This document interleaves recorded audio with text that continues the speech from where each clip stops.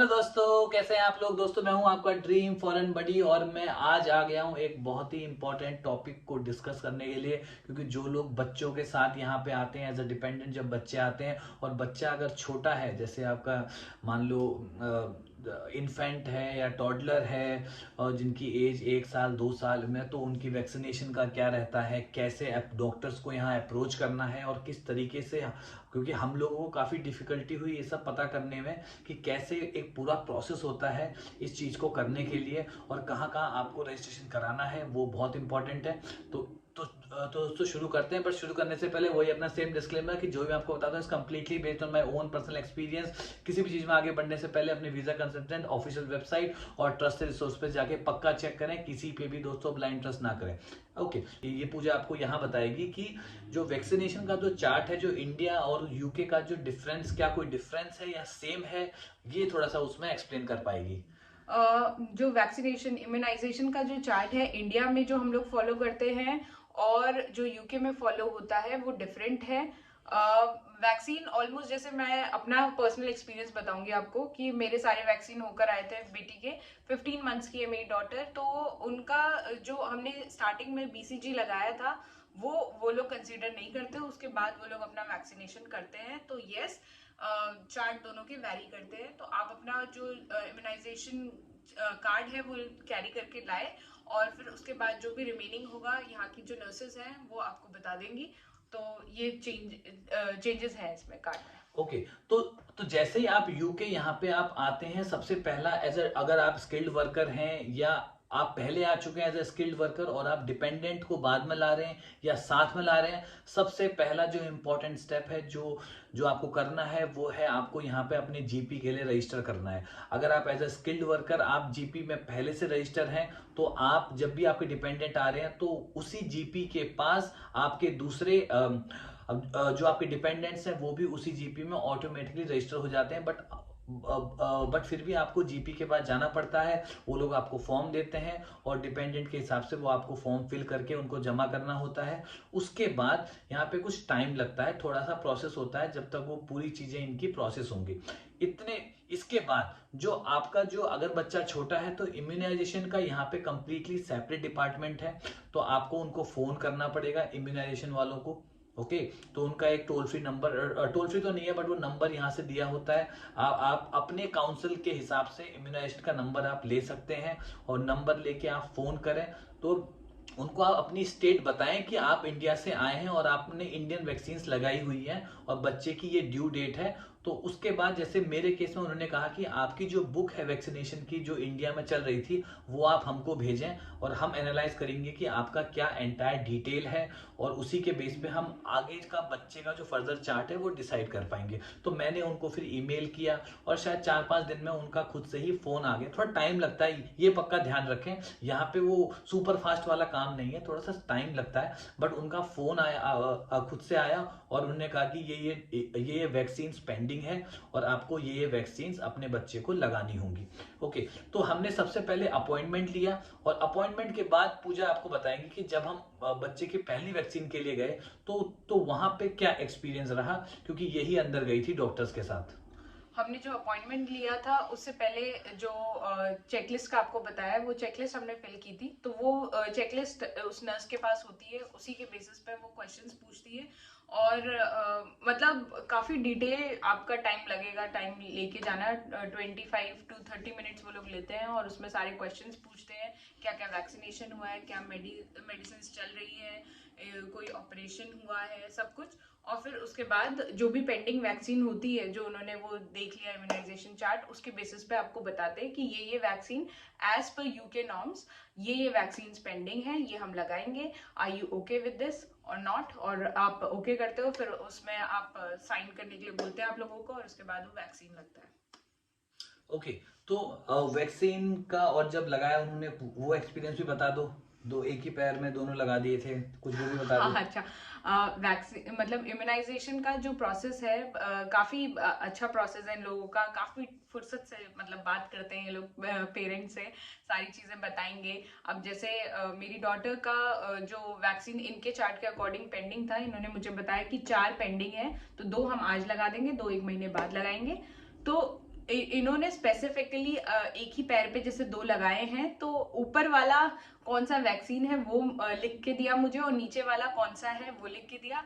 Plus उसके बाद उसने मेरी कंसेंट ली कि मैं एक ही पैरों पे दोनों लगा दूं, और इससे फीवर भी आ सकता है। सारा कुछ ओके ओके, जब मैंने यस यस कंसेंट दिया, उसके बाद इन्होंने साइन कराया, उसके बाद वो वैक्सीन लगाया। तो ये वैक्सीन का पूरा प्रोसेस था जब हमारी बेटी को ये वैक्सीन लगा, क्योंकि ये दोस्तों सबसे ज़्यादा इंपॉर्टेंट है कि ये चीज़ें जो बेसिक जो मेडिकल रिलेटेड चीज़ें हैं अपने बच्चे की जीपी से रजिस्टर करना, ये पक्का आप आते ही सबसे पहले करें। क्योंकि किसी भी इमरजेंसी केस, देखो इमरजेंसी केस तो हमेशा आपके लिए खुला हुआ है, उसके लिए आपको जीपी वगैरह कहीं जाने की जरूरत भी नहीं है। इमरजेंसी नंबर पर आप कॉल करोगे, आपको बहुत ही इमीडिएट सर्विसेज इन लोगों की होती है, तो वो मिल जाएगी। बट फिर भी जो रूटीन जो चीज़ें हैं, जो बच्चे का डिले ना हो जाए, इन चीज़ों में जो बहुत कंसर्न पेरेंट हम लोग रहते हैं, तो ये पक्का आप काम करें, इम्यूनाइजेशन बच्चे का पक्का करें। उसके बाद अब पूजा हमें बताएगी, उसके बाद एक लेटर आया था हमारे पास हमारी बच्ची को ही लेके, वो पक्का बताएगी। बट जो लेटर आया था वो बेस्ड ऑन, वो लेटर आता है जब आप जीपी में अपना बच्चों का और अपना डिपेंडेंट का जो फॉर्म जमा करते हो, उसके जब वो पूरा प्रोसेस हो जाता है, उसके बाद वो लेटर आने का प्रोसेस होता है, तो वो आपको पूजा बताएंगी। आइडियली यहाँ पे 3 जगह पे रजिस्ट्रेशन होता है, एक जीपी पे, एक इम्यूनाइजेशन डिपार्टमेंट में, और एक डेंटिस्ट के पास। तो ये तीनों जगह पे रजिस्ट्रेशन हो जाता है। जो हमारे पास एक लेटर आया था, वो हेल्थ एडवाइजर एक असाइन होता है बच्चे को, हर बच्चे को असाइन होता है। और अगर आपके घर में छोटा बच्चा है 5 साल से कम, तो उसको हेल्थ एडवाइजर असाइन होता है, और इनके कुछ क्राइटेरिया हैं, इस एज से इस एज ग्रुप में कितने विजिट होते हैं, हर एज ग्रुप का एक क्राइटेरिया कितने विजिट होंगे। अगर आपके बच्चे को कोई प्रॉब्लम है जिसमें फ्रीक्वेंट विजिट्स रिक्वायर्ड हैं, तब वो उस हिसाब से आपको बताते हैं। अदरवाइज अगर सब कुछ सही चल रहा है तो उसके अकॉर्डिंग विजिट होता है। जैसे मेरी डॉटर का है, वो लोग आए, मतलब मुझे लेटर आया था कि इस डेट को वो लोग विजिट करेंगे। It was just a normal routine checkup. तो वहां पर इनके पास भी एक चेकलिस्ट होती है, बिहेवियरल डेवलपमेंट के रिगार्डिंग क्वेश्चंस होते हैं। तो वो लोग पूछ रहे हैं, अगर इफ एवरीथिंग इज ओके, जब में आप ठीक बता रहे हो कि हाँ ऐसा कर रहा है बच्चा, ऐसे ऐसे डेवलपमेंट हो रहा है, तो इट्स ओके, वो उसके अकॉर्डिंग आपको बता देंगे कि नेक्स्ट विजिट कब करेंगे। अगर कोई दिक्कत है तो फिर वो डॉक्टर से, जीपी से कंसल्ट करके आपका सब कुछ उसके अकॉर्डिंग फिर प्लान करते हैं विजिट्स। बाकी अगर मैं बात करूँ विजिट की, तो इस विजिट में चेकलिस्ट के अलावा नॉर्मल हेल्थ, हाइट हाइट का चेकअप, वेट का चेकअप, प्लस नॉर्मल डाइट क्या चल रही है, ये सारी क्वेरीज होती है इनकी। उसके अलावा ये लोग इनके जो गवर्नमेंट है, ट्रस्ट है इनका एक, वो बच्चों के बिहेवियरल डेवलपमेंट को ही ध्यान में रखते हुए कुछ इनके फैमिली ग्रुप्स हैं फेसबुक में, या कुछ एक्टिविटीज ये लोग प्लान करते रहते हैं। उसके रिगार्डिंग उनके नंबर्स, उन ग्रुप्स के नंबर्स हमें शेयर करके गई है कि इन केस अगर आप चाहते हो कि बच्चे की ग्रुप एक्टिविटी हो, तो आप यहाँ पर विजिट कर सकते हो। दूसरा, इनका कोई ट्रस्ट है जो कि बुक्स वगैरह प्रोवाइड करता है बच्चों को, तो वो बुक्स वगैरह वो मुझे देकर गए हैं, ताकि घर में ही हम कुछ एक्टिविटीज बच्चों को करा सके। तो बच्चों को लेके काफी कंसर्न है यहाँ का जो गवर्नमेंट है, वो मुझे। तो छोटे बच्चों को लेके, इन्फेंट्स को, टॉडलर्स को, और जो भी मतलब ये माइनर्स हैं, इनको लेके यहाँ की गवर्नमेंट बहुत ज़्यादा सीरियस है। ओके, तो सबसे पहली चीज़ ये है कि एक तो हेल्थ विजिट वो अपने आप होता है। अभी जैसे उन्होंने हमारा देख के एक बार कर लिया, अब वो आएंगी 27 बोला था, 23 मंथ्स में अब वो दोबारा एक बार आएंगे। अगर अगर हम उनको फोन करके कहें कि एक विजिट रिक्वायर्ड है, बच्चे को कुछ थोड़ा देख लो, अगर कुछ प्रॉब्लम है तो वो अपने आप यहाँ पे आ जाएंगे। पहली चीज़ तो ये है। दूसरी चीज़ है, वो आपके पेरेंट्स का भी इंटरव्यू लेते हैं कि आपको कोई हेल्थ इश्यूज तो नहीं है, कुछ ऐसी चीज जो हम कर सकते हैं, इंक्लूडिंग फाइनेंशियली अगर आपको कुछ प्रॉब्लम तो नहीं है जिसमें हम कुछ हेल्प कर सकते हैं आपकी। तो ये सारी चीजें वो पूछने के बाद, पूरा सब बच्चे का वेट वगैरह प्रॉपर लेने के बाद, वो फिर फाइनल वो एक रिकॉर्ड कर रही है। और यहाँ पे मेन चीज है कि आपको, जैसे हम लोग इंडिया में लगातार मैसेजेस हमारे पास आते हैं अपॉइंटमेंट्स के, और अब जो भी कंसल्टेशन के ईमेल्स आते हैं, यहाँ पे ऐसा कुछ भी नहीं है।